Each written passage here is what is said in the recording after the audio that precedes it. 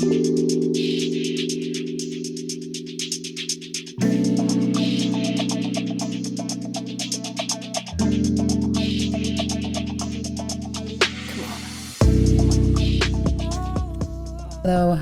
this is Rosa McAllister, and welcome back to On Being a Service Warrior, interviews with the firewalkers among us. Those who have had their struggles and yet have chosen to come out the other side into lives of service for others. Click subscribe and tap the notification bell to keep up with future episodes of this ongoing series. If this is your first time joining us, don't forget to catch up with other episodes in this series, as well as other offerings in Network's YouTube channel. Mahalo, thank you, and always remember you are the light. Be the light. Hi, everyone. This is Rosa McAllister once again from Networks for Training and Development Incorporated. And this is another episode of On Being a Service Warrior. It's been a little bit, as sometimes it is, until I find just the right person for all of us to listen to and learn from. So if you don't know me, you should know that I love to travel. Oh my gosh, I love to travel for many reasons. I love to travel to see new places, but more than anything, to meet new people, and oftentimes very interesting people.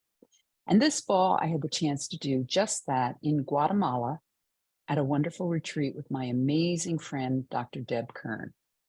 Among the 20 plus women, give or take, who gathered to open themselves up, relearn who they really are, stretch even into better versions of themselves and have fun, was this very interesting, exquisite, younger than most of us creature, Sam. Now, Sam is this beautiful, open-hearted gypsy who easily dances into your life, carrying with her magic and grace and whimsy and incredible knowledge.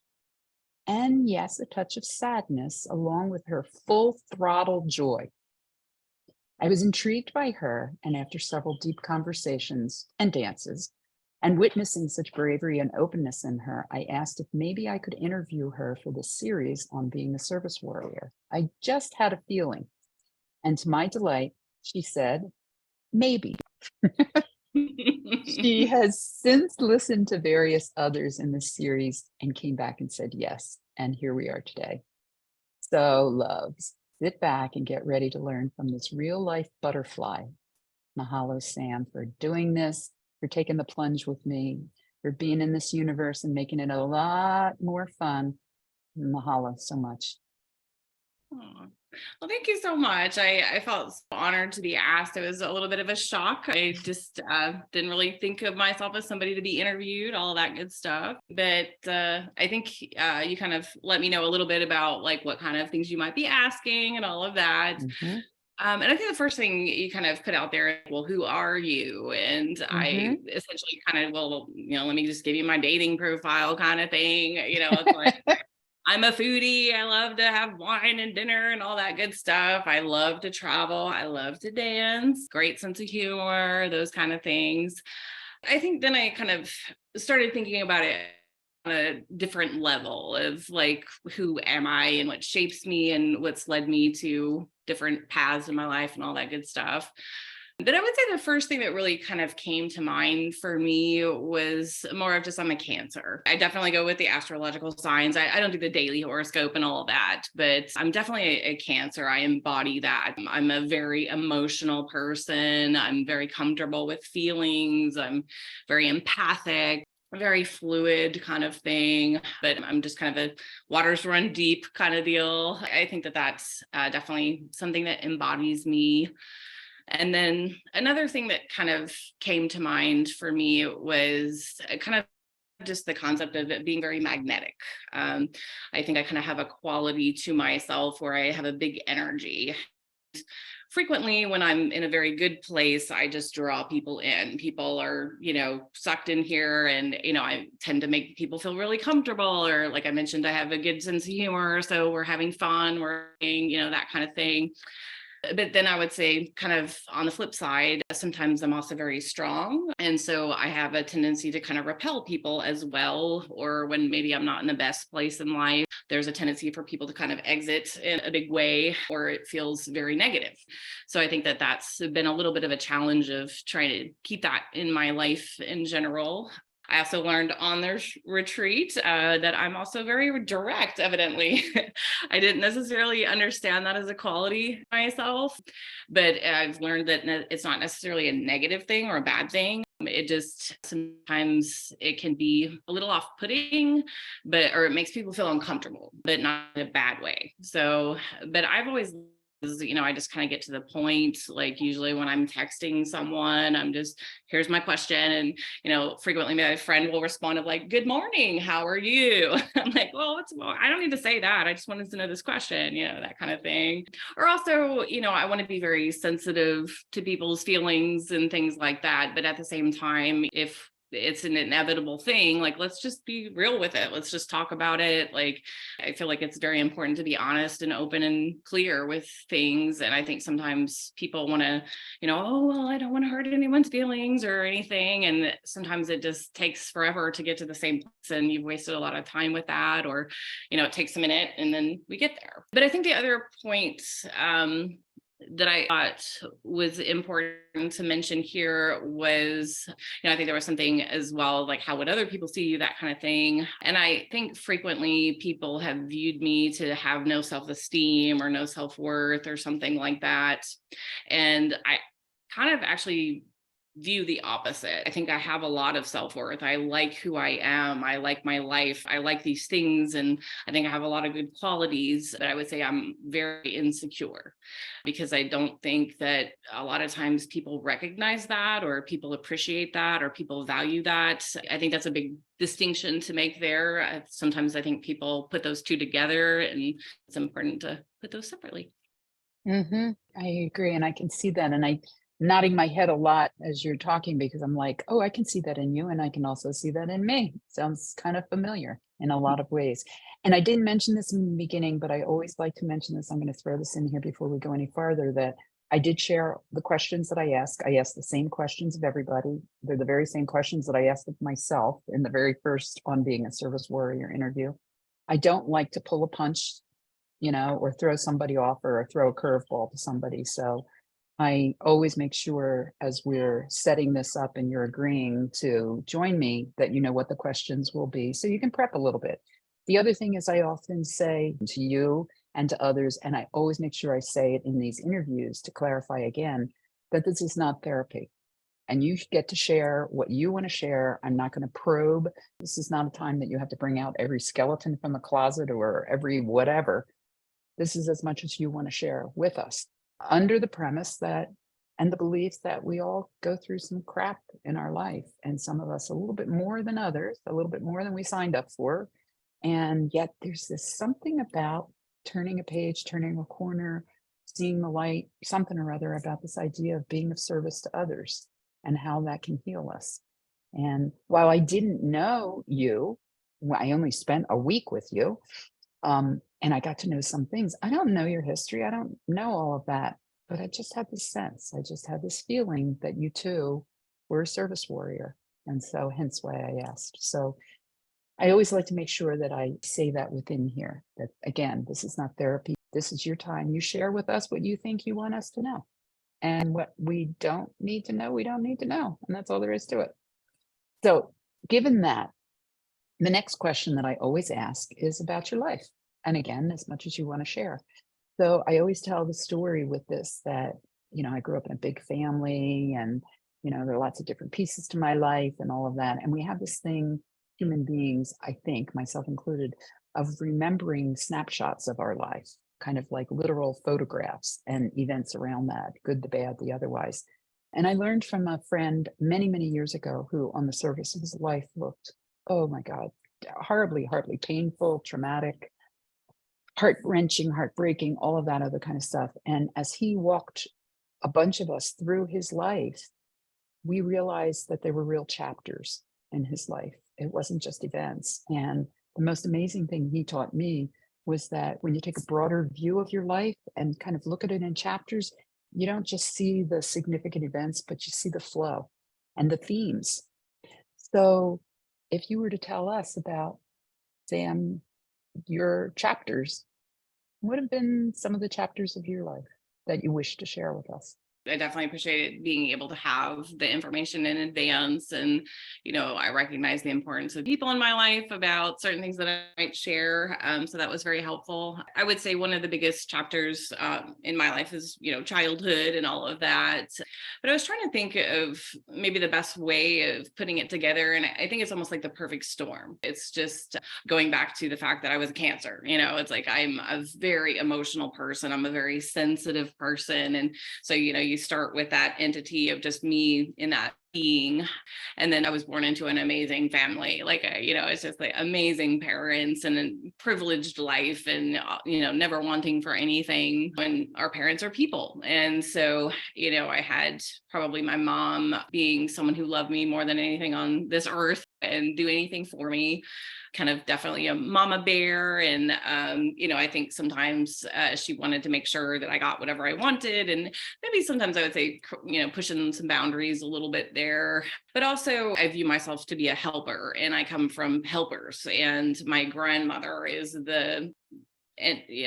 just her as a helper, that was her world, and she was such an amazing person. And my mom is also that way, teacher, wanting to help anyone. And as her child, she wants to help me be my best version. But unfortunately, sometimes for me that read as, this is something you need to fix, this is something you need to do better, this was critical for me. And so I kind of got the message that I'm not good enough, or I need to fix all these things about myself. And I think that's something also that's a bit of a challenge too. It's almost kind of like mixed messages, because it's just like, you need to have better self-esteem, but you just need to fix all these things about yourself so people like you. It's like, so if you just change all these things, it's like, well, how can I feel good about myself, but also need to change all these things about who I am? But I think also growing up in a very religious household, it's just like, what would Jesus do? It's like, well, Jesus would be kind to people and accepting of people and hang out with the misfits. And it's like, well, don't do that. Like, what's wrong with you? Pick better friends.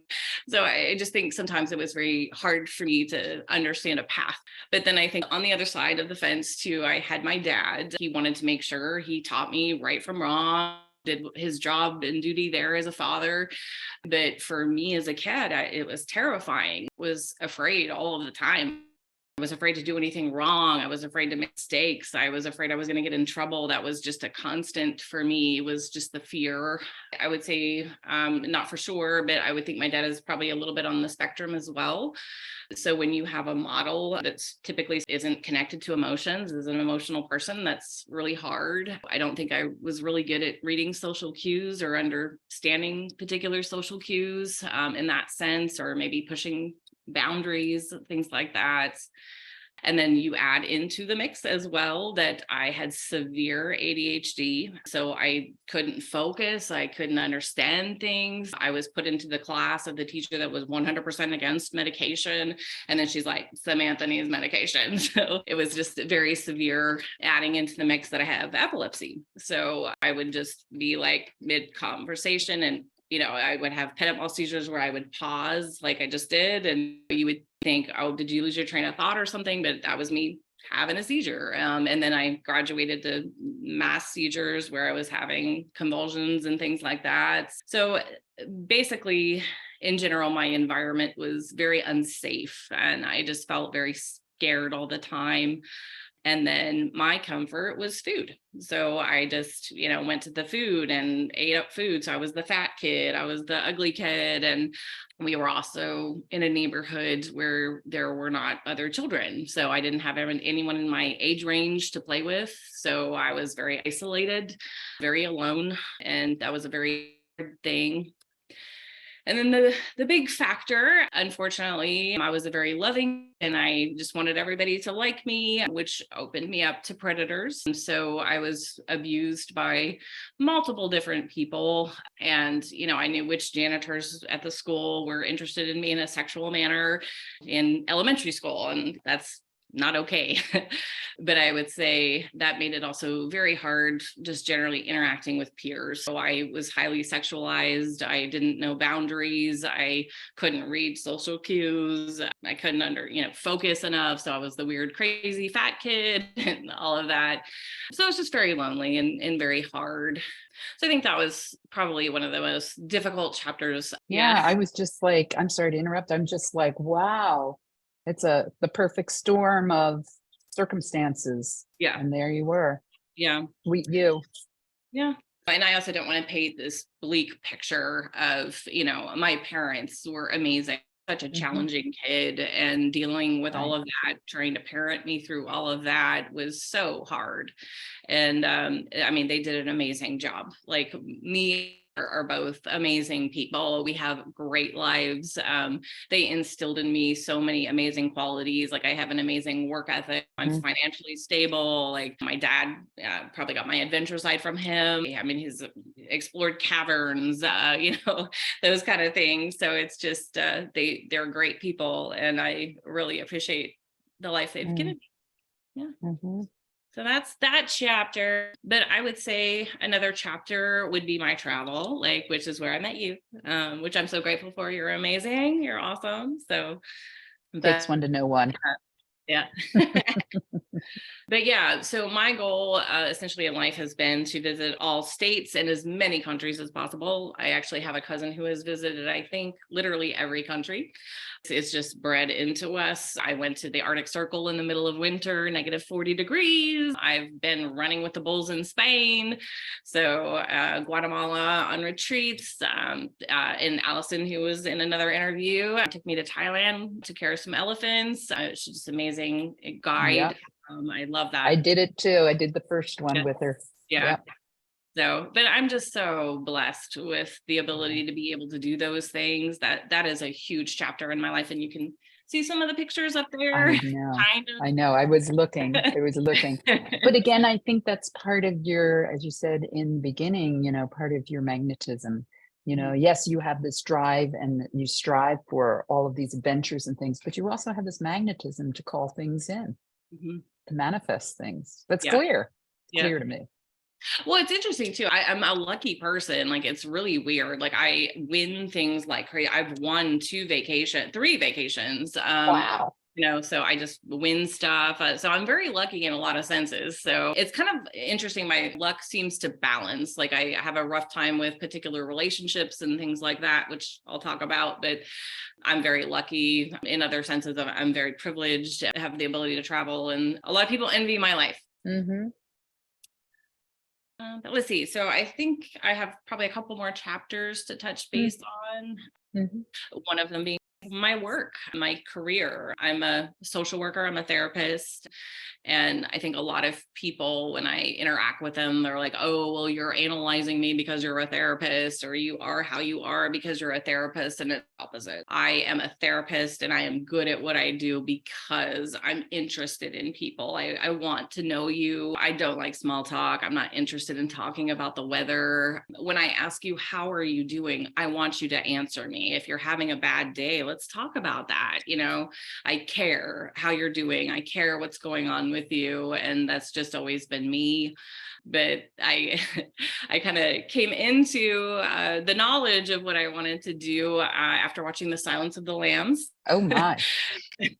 I watched that and I was just like, that's what I want to do. It's like, I want to know what makes people's brains work like that, or why somebody would want that. And I actually had a very big interest in the criminal justice system for quite a while. I had to get into social work, but unfortunately, I like the direct work. I want to talk with people. And if I wanted to make a difference in that arena, I had to fight the system, which I have little to no interest in, or I could work individual and not really be able to do much. So unfortunately, I kind of shifted away from that. But now I have a private practice and I am doing work with trauma. That's my specialization. I do have a general practice, but I definitely love working with people with trauma, being able to help get out of the pit and the darkness and come through that is an amazing thing to be able to help people do. And that's what I love. And that's what I want to do. So that's what I do. That's awesome. I'm mostly online, in person, a combination. I am shifting back to going part-time office. So I actually have done telehealth for quite a while, but I'm actually looking at kind of shifting that a little bit too, as I'll kind of talk about coming up too. Cool. Teaser. Teaser. Woohoo. And then I think the last chapter that I really wanted to kind of touch base on, I think that there's been markers in my life of really major hardships, of just burning to the ground hardships. And it's totally ownership. Like some of it is my own doing, but some of it is not. I think in 1 month I had a tree fall on my house. I had a psychotic person living in my house, and my house flooded. And that's only half the stuff that happened in a month. And it was just devastations and con men and like all kinds of losses, things of that nature. So there's 3 major ones. Like I was burned to the ground. I mean, even literally in some cases in a ball on the floor crying. It was tough. But those are the things in the chapters that I think I'm most grateful for. It's just like, those are the things that made me who I am today, things that made me so strong. And I learned so much from those instances. And when you're going through those times, I would never wish those times on anyone, but at the same time, I'm so grateful for them. So, I think a good message there for people is hold on to that and be grateful for the pain, because, no pain, no gain, and when you get to gain, it's just, I'm such a much better person now than I ever could be or would be. And I've learned so much, and better because of them. So that's going to be my tattoo. I've had also a lot of medical issues. I've had 2 spine surgeries. So I think once those, I'm going to get some tattoo of a phoenix and my little crab for my cancer on my spine or my back, to kind of represent those times and hardships and getting through those. So. Wow. I think that's a great idea. And I love the idea of celebrating the injuries. Yeah. Celebrating the downs. I'm nodding my head a lot. I'm trying to mute so that I don't keep interjecting. Yeah, right. I think it's very, very important. And I've heard that from many of the folks that I've interviewed here, many of the women that I work with, certainly myself. It's hard in the moment when you're on the floor in the ball. It's really hard in the moment, but to be able to recollect and remember, look back on and see that it was a turning point, that it was a pivotal, important moment, and that we got up from the ball somehow. Yeah. Well, I think it's hard too, because sometimes people get stuck in that. And I think for me as well, I was even taught you're a victim, you had all these things happen to you and you're a victim and all of that. And for a lot of years, I held on to that victim mentality of these things are happening to me. But then once I started shifting that, this is something I went through, these are things that occurred, and this is what I'm going to do with it. And getting that empowerment from it really is helpful. Oh, I totally agree. And the importance of, I've heard several people say that who have watched these interviews as well as other things, to help somebody else who is still in that fetal position, somebody who is still going through the fire, to understand that others have done it and have found a way out of it, and have actually soared and looked back and saw that as that pivotal moment that helped them grow and change, is incredible. Yeah. It's a gift. Absolutely. So a simple question, I don't mean to take you off track if you're still, but so you've certainly alluded to these, but what has all of this taught you? What's your mantra, if there is one? Yeah, absolutely. Well, I think as far as what it taught me too, it's like, I think setting better boundaries and things like that, the empowerment versus victim kind of thing is definitely the lesson there. And then the mantra in my life, I think, is a little bit of a different thing. For me, my mantra is essentially, sometimes you have to let go of the life you wanted in order to make room for the life that's waiting for you. Since I was a tiny little girl, all I ever wanted was a spouse and children. That's all I ever wanted. Kids and a family. And that's all I ever wanted. And it's taken me a long time just to let go of that. That's not my life. And that's not what's supposed to happen for me. I think even the drive for that, I've missed so much of my life because it's like I keep hoping for something that isn't there. And I'm missing, like, you just went on this amazing trip that anyone would wish for. And, you're sad because you didn't have somebody to go to the airport with, or, that kind of thing. I think too, the big moments that, to me, just being able to carry a child and feel that connection and growth. And then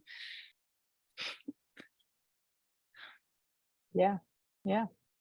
everyone talks about that moment of your child for the first time, and you never know love any greater, and having to accept that I won't have that has been hard. Damn it. Yeah, it is. No, that's very, very real. And I love what you said, is the accepting that dream, whatever our dream is, may not be, but not missing what is.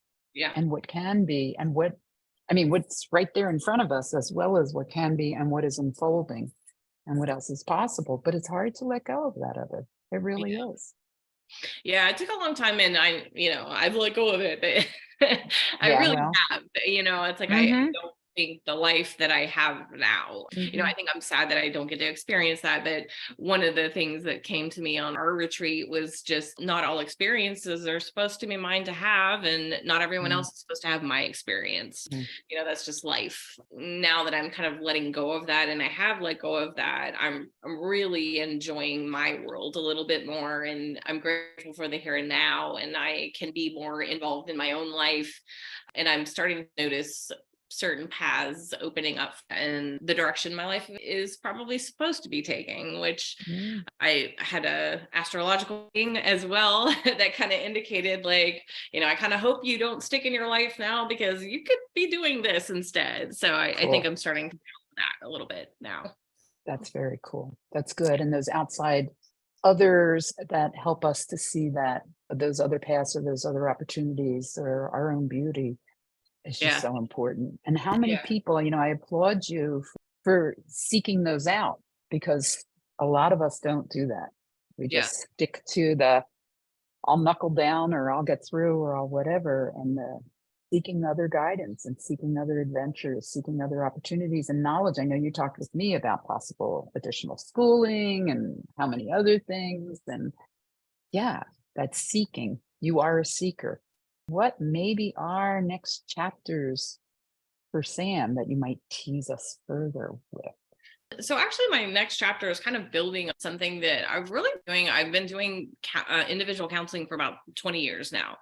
And so with that, one of the things I've kind of built on, there's different thought patterns and things like that tend to leave people stuck. And it's either leaving you stuck in your past, things you're just having trouble moving on from, things like that, or working through, or how it's shaped you, whether it be present where you are, or get through the workday or whatnot, or even motivating you for future things or stuff that you want to be doing, things of that nature, adulting, which nobody likes to do.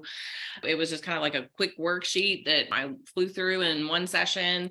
But now I've really built it into almost like a life adjustment, because everybody has those things. Well, just don't think about it like that. And it's like, well, okay, well, how should I think about it? What's the other way to do it? So what I've really developed is kind of what I call counter techniques. And these are the things do instead. So a lot of times there's like, this is the things you don't do, and I've added the things that you can do instead. I would say it's pretty much kind of started being the heart of my practice. And I would say majority, if not all of my clients have found some benefit to it. They may not sign up for all of it, but they definitely find some benefit to it. And with everything that has been going on in the world, there's so much anger, there is so much hurt, there is so many atrocities and things that are happening to us and things that are happening in our world. How am I supposed to get through this? And I think COVID was a really hard time. How do we get through this? And I'm like, I'm going through it too. It's tough. I kind of scrambled to get some stuff, but I found these types of things are really helpful. And so I'm really at this point thinking my next chapter is taking this global. I can do it on an individual level and tell one person at a time, or I can do some TED Talks, or I want to start doing continuing education for my colleagues and things like that. This is what you can share with your clients. I want to do some retreats or whatever it may be. I first have to get over my fear of public speaking. That's my next chapter. And so it's kind of its infancy state. I welcome, anybody that might want to help collaborate or help generate some ways I can do this or get it going. I do have a first retreat scheduled for February. So I'm throwing some feelers out there. I'm trying to birth this baby. Awesome. I was just thinking that analogy. You were birthing it. That's awesome. Yeah. Yeah. But I think this is something that can really help. It's helped me, it's helped my clients, and I want to help everybody with it. So yeah, that's my big next chapter. Wow. Can you give us like a hint or maybe like one of the or two maybe of the? Absolutely. So one of them is, let's say, shoulds. Oh, I should go to work, or I should go to the gym. I should be doing this right now. So one of the counter techniques is to number one, which is a super big challenge. Number one, noticing how often you do it. I've done it multiple times as we've even talked. But then challenge yourself to remove it from your language and then instead put it into a SMART goal. So make it more specific, measurable, something attainable, something that's relevant and time specific. When you put it into a SMART goal, you're more likely to do it than, oh, I should do that. Well, I'm going to go to the gym 3 times next week. You can reassess I'm not meeting the goal. It's like, okay, well, do we need to change the time frame of it? Do you need to make it more specific? Those kind of things. So that's one example.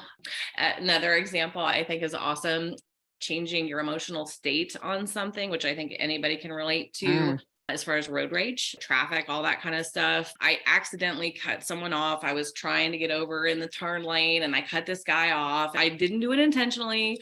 And then we get to the light and he's like, roll your window down. And I was like, okay, he's going to cuss me out, whatever. And I'll apologize. So I roll the window down and he starts telling me jokes and it just out of nowhere. And he's like, oh my. He's like, what do you call a bunch of rabbits hopping backwards? And I was like, what? And he's like, a receding hairline. And he was bald. And I'm just like, oh my God, that's hilarious. Oh my God, that's awesome. Yeah. And then he's like, hi, my name is John. I'm working on my social anxiety. Have a good day. He's like, go off. I was like, that is the perfect way, so you can sit there and get angry, or you can just make a joke out of it and make the other person's day. It's just, we have the ability to transition some things. So those are some examples of some counter techniques and things. Love it. I love it. I love the joke too. And you can tell me that joke a million times over, Sam, because I never remember jokes. So I'll see I know you told me, but tell me again, because I don't remember. And I'll laugh just as hard every time. Box of Sun Chips every week. Awesome. But yeah. Oh, that's so good. That's so good. And it's so usable. Talk about user friendly. These are simple and they're lived. And my guess is they've been field tested, so to speak. Yeah. Absolutely. That's so cool. So I have one last question. And this is just a repeat of the first question. So given all this wonderfulness and all that, so who is Sam? See if I can say it right. Who is Sam Doversberger? Who is this interesting character? I think I'm a really good person. I really care about people. I want to make the world a better place. I'm not perfect. I have my ups and downs. I can be a bit of a challenge. I think I'm worth getting to know and I'm worth giving your time to. And or you've interacted with me, I've probably bettered your life in some way. I'm a helper and so I think that's it up. When I'm a mom to some wonderful fur babies. I definitely want to mention my fur babies. I love them. They bring a lot of joy to my life. So it's a mess if you don't have them. I think that says you at least as much as I know you, and then some. Beautiful, exquisite, curious, interesting, funny, sensitive, full of life. Totally. And I have to add something. A million years ago, I used to live on the East Coast. And a million years ago, I was in Woodstock, New York, of all places, not at the festival, but it was later, much later. And I ran into this interesting guy who I kind of a magnet to. I have people all the time kind of like, ooh, you need to come here. I need to talk to you or something like that. This guy like, ooh, you need to come here. And he wanted to do an immediate reading of me. And so he, give me your hands. So he took my hands and he looked at, the various lines of my hands and all that. And he said, you have millions of children, not just hundreds or thousands. You have millions of children. And I said, actually, I have one. I have one. And he's incredible. And he's like, no, no, no, no, no. You have a million children, a million children. And then he said, you're going to have a million children in this life. And I was like, okay, whatever. And he said, because you live and because you show your life to others. And so I would say the same to you, Sam, not even having to look at your hand, but you already have hundreds and thousands, and you're going to have millions of children, millions and millions of children. And some of them might be covered in fur. Previous client or friend or family or people that you meet at a retreat in Guatemala, but you got millions of kids, millions of them. And we thank you for that. Thank you. And I have to say too, it's like, I really, I just can't think of another word other than just regal. Like, I mean, you just have this entity about you. And I was just so drawn to you. I think, that's a quality that you just possess this. And whether you know it or not, I think you do. What you're doing now is such a gift. It's really an amazing thing. Thank you. And for those that weren't in Guatemala with us, Sam did the most incredible thing on our last day or a day and a half. And that is she gave each of us a handwritten note about what she thought of us and how we touched her. And now I'm going to get all emotional because I've never seen anybody take the time to do that, especially not with so many people. And with each person, while I didn't read everybody's, I know it was from the heart. I know it was very, very personal to each of us. And it was incredible. And I have mine right in there in my bedroom. Aww. In my little pile of, as I call them, my sweeties, my little pile of sweet notes and drawings and things like that, that I've been gifted, and it's right there on top. That was incredible. Oh, thank you. It's good to hear that meant so much. Truly, truly. And thank you for doing this. Thank you for sharing yourself, taking this time. Is there anything that we didn't get to that you want to share, that you want to tell people that you? Yeah, I don't think so. I think I'm good. you are way good, girl. You are way good. And my brain is already spinning about, I wonder if she'd want to do this. I wonder if we can do that. I wonder what this is. I do hope this generates if anybody is interested in this stuff, if they want to make a comment or whatever, I want to share. This is my entity that I want to build. And, anybody that wants to help with that, or anybody that wants information on how I can get the info, or, how I can do a workshop or whatever, I'm all about it. How can they find you? Can we just do comments? This will be posted on YouTube. And people can comment on there, absolutely. And I will alert you whenever there is a comment. But if you want to give people an email address, a website or not, but you certainly don't have to if you want that. It's Sam Dove, like the bird, 422 at Gmail. That's probably a good way. I'm still kind of in the infancy stages. So, people be willing to help me with some PowerPoints, or, people that want to be part of a focus group or something like that, I think is helpful as well. I literally don't know the actual book that I got the initial things from. So, I mean, it's built into a whole huge thing. So I want to also make sure I don't get sued. No, giving proper citation is a good idea, but when we can't do it, we do our best. Yeah. So. But cool. Yeah. Thank you so much. I love spending the time and seeing you again. I know, you too. Share more. Thank you. And thanks, folks, for joining with us. Look for our other episodes. I think this is episode number 18, if I'm not mistaken. Look for our other episodes of On Being a Service Warrior on YouTube under Networks for Training and Development Incorporated, our channel. Sam, love you. Thank you. Thank you. Love you too.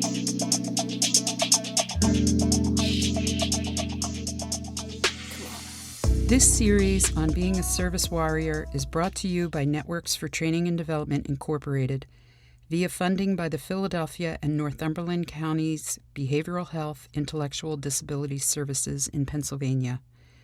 Many thanks to all our guests and fellow firewalkers for sharing their wisdom, learnings, and joy with us.